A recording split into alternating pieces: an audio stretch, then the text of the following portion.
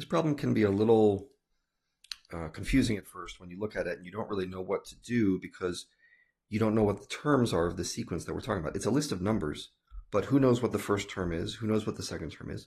All we know, and this is important, is that the sequence is arithmetic. Well, what does that mean? That means there's the same difference between terms. So maybe your terms are 1, 3, 5, 7, and so on, right? That plus 2 every time. Or maybe it's something completely different. But here's the way I'm going to write it because I don't know anything else. I'm going to write this. That's my first term, okay? And this is my second term. See what's different? I just added d to it. And here's my third term. And now I'm adding 2d to the first term. You can think of these like hops.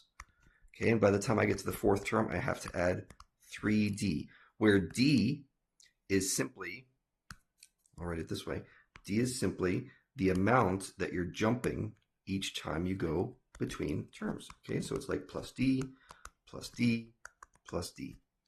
So this is the way I like to think of this arithmetic sequence. Now it says something else that's important. It says the sum of the first 4 terms of the sequence is equal to 2 times the value of the first term. Well, that's kind of complicated sounding, but it's an equation.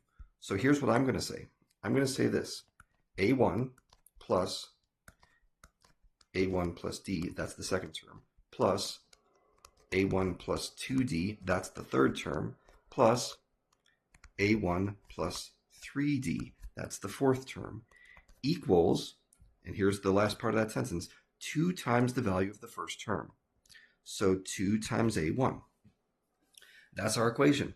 Now let's just see what we can do to clean this up. If you combine like terms, you're going to get 4A1 plus 6D on the left and 2A1 on the right, which becomes 6D equals negative 2A1 when you subtract. And then it becomes negative 3D equals A1. Okay, well that's kind of interesting, but it still doesn't tell me what D is, right? It doesn't tell me something really important. It doesn't tell me what A1 is, but I have something, one last thing that we haven't talked about. We know that there's a negative integer common difference. In other words, whatever D is, it has to be a negative number. So let's make some options here. These are guesses, mind you. Here's D, and here's A1. So the first negative integer difference that I might guess is negative 1. And then I might guess negative 2. And then I might guess negative 3. These are all good guesses for D because they're all negative integers.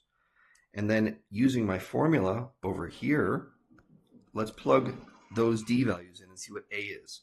So maybe A1 is 3, maybe A1 is 6, maybe A1 is 9. But you can see the trend here. A1 must be a positive multiple of 3.